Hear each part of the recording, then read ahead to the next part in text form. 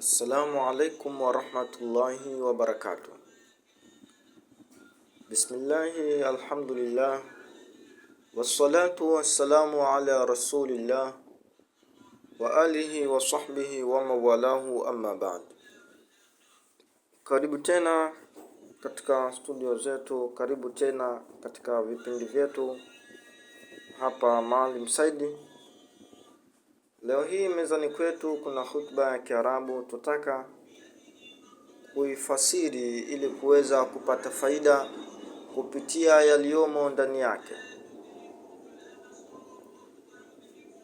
Khatibu wetu baada ya kuisha kufanya utangulizi na kufanya zile nguzo za khutba,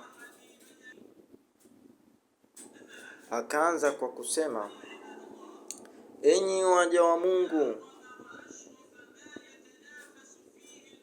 hakika kitu kikubwa na kitukufu ambacho watu wanashindania ni kufanya mambo ya kheri.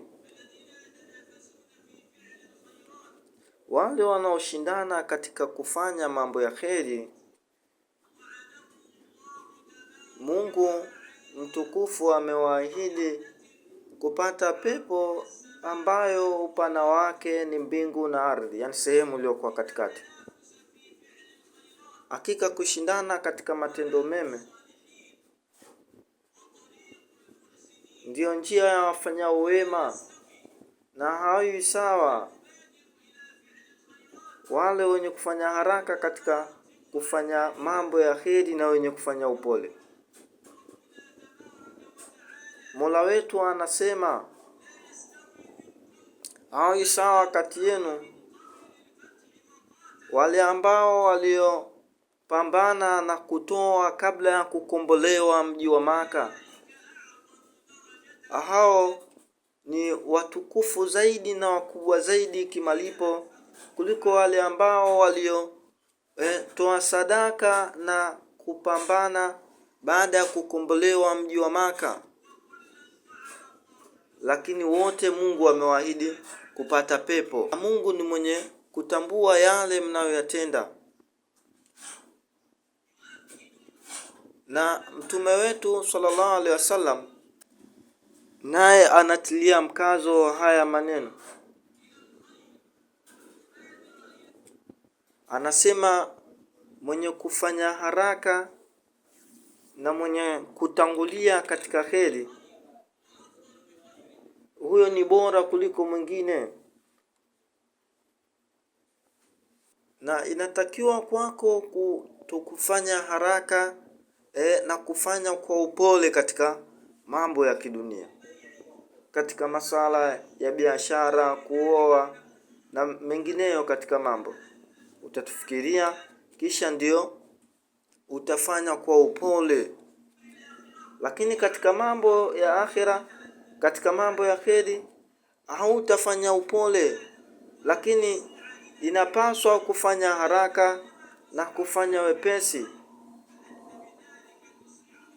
Kwani unapofanya haraka kuyaendea mambo ya kheri, hivyo ndio unavyoharakisha kuielekea pepo.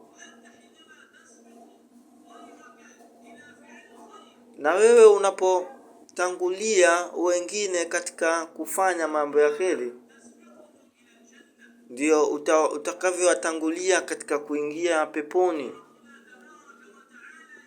Mungu anasema wasabiquna sabiqun, kwa maana wale ambao wenye kutangulia hapa duniani katika kufanya mambo ya kheri, hao ndio watakaotangulia kuingia peponi siku ya kiyama. Wako wapi wenye kushindana katika matendo ya kheri? Wako wapi wenye kushindana katika kuwalea mayatima, kuwadhamini wajane? Wako wapi wenye kushindana katika kuwatendea wema wazazi? Wako wapi wenye kushindana katika kuwafanyia kheri majirani? Wako wapi wenye kushindana katika kutafuta ilmu? Na Wako wapi wenye kushindana katika kusoma na katika kusimama usiku na katika swala mbalimbali? Na wako wapi wenye kushindana katika kufikisha kheri kwa watu? Inatakiwa kwetu tujifanyie urafiki mwema, kwani urafiki mwema ndio unaokukaribisha katika kufanya mambo ya kheri. Unapojifanyia urafiki mzuri, utakuwa mnashindana katika kufanya mambo ya kheri. Yule ambaye atakaojifanyia marafiki wabaya ndio wale ambao wanamfuata shetani katika utendaji wa maasi na utendaji wa mabaya, kama Mungu wetu alivyosema, utawaona wengi wao wakishindana katika kufanya madhambi na uadui, na katika kula kwao haramu, ubaya ulioje wa yale wanaoyatenda. Mtume Muhammad sallallahu alaihi wasallam alikuwa ni mwenye kupupia katika kutia ile mori ama roho ya mashindano. Mtume Muhammad siku moja alisema baada ya swala ya asubuhi, nani aliamka leo hali ya kuwa ni mwenye kufunga? Abu Bakari akasema, ni mimi ewe Rasulullah. Mtume akasema, leo nani aliyemtembelea mgonjwa? Abu Bakari akasema, ni mimi ewe Mtume wa Mungu. Nani leo aliyefuata ama kusindikiza jeneza? Abu Bakari akasema, ni mimi.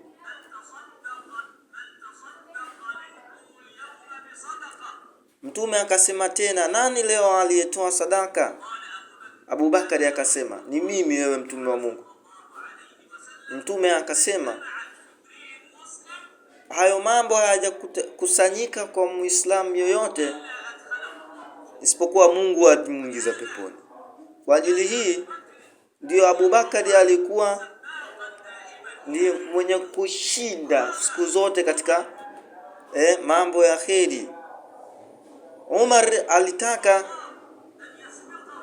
kumshinda Abu Bakar mara fulani katika kheri, kwani siku moja Mtume Muhammad sallallahu alaihi wasallam alitaka kukusanya sadaka. Umar yeye akasema, leo nitamshinda Abu Bakari, kwa sababu Abu Bakari yeye alikuwa siku zote akiwashinda wengine katika mambo ya kheri.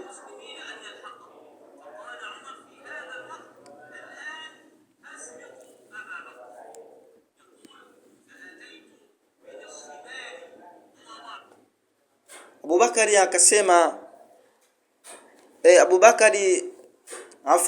Umar akaja na nusu ya mali yake akaiweka mbele ya Mtume Muhammad sallallahu alaihi wasallam.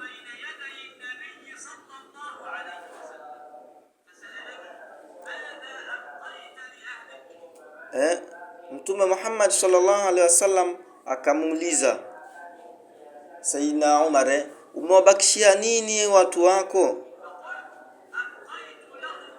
Umar akasema, nimewabakishia mithili ya hiki, si nusu yake. Abu Bakari akaja na mali yake yote akaiweka mbele ya Mtume sallallahu alaihi wasallam.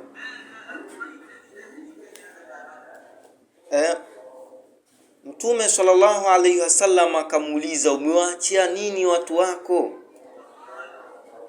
Abu Bakari akasema, kwa nimewaachia Mungu na Mtume.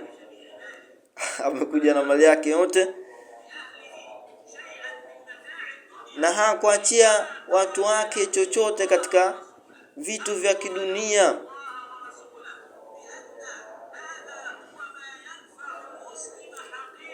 Kwa sababu hili ndilo linalowafaa Waislamu kiuhakika. katika dunia yao na akhira yao.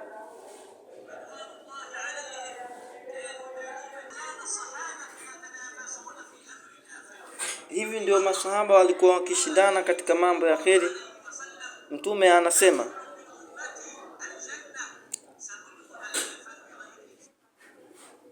wataingia katika umma wangu watu 70,000 peponi pasi na hesabu. Mtu mmoja akasimama akasema, ewe mtume wa Mungu, muombe Mungu anijalie mimi katika 70,000. Mtume akasema, wewe ni miongoni mwao.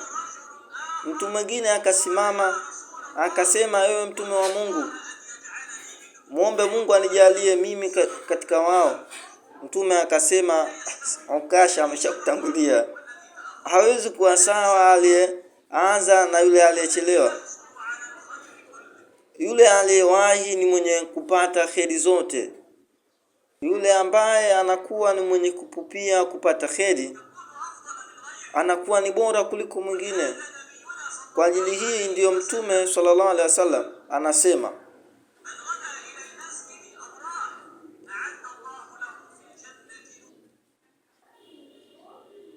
yule ambaye atakayekwenda msikitini au kurudi, basi Mungu anamwandalia makazi peponi.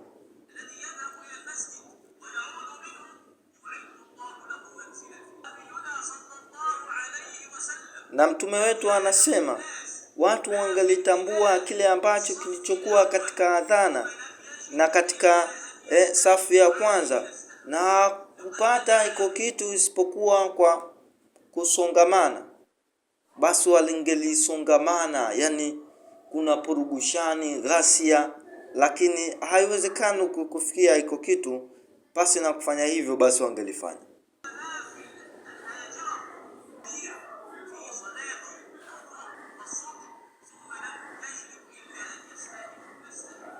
Na lau wangelitambua kile kilichokuwa katika swala ya asubuhi na dhuhuri,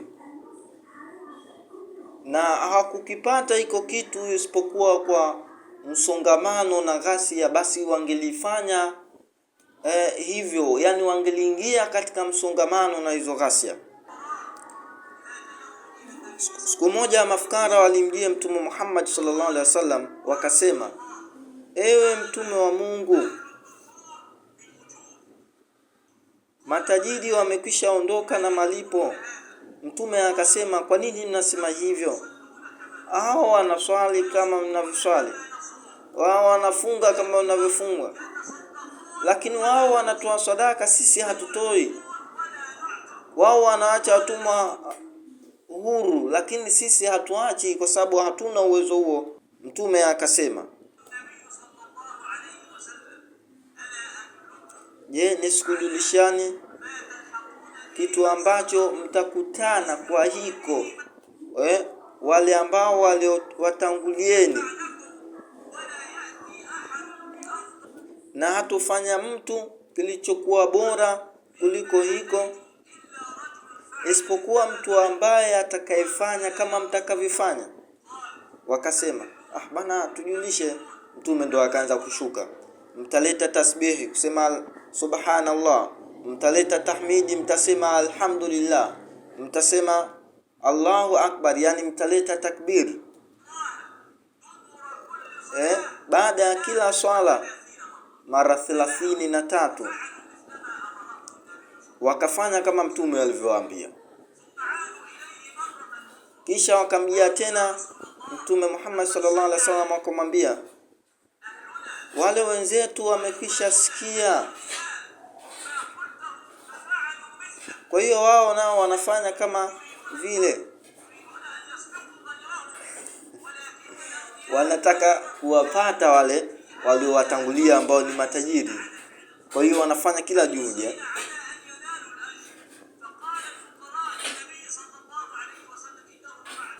Mtume Muhammad sallallahu alaihi wasallam ndo akawaambia, hizo ni fadhila za Mungu, anampa mtakaye.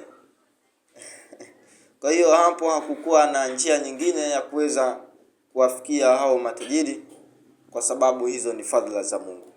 Hapo ndipo alipoishia khatibu akaketi kwa ajili ya kukamilisha faradhi ama nguzo za khutba, akaishia hapo. Ila huna waqfa binajawadul maqal an rihabi tafkiria. Sawfa naltaqi fi halaqatin mutatabi'a wa khutabin mutatabi'a inshallah. Usiache kusubscribe ili kupata posti zetu.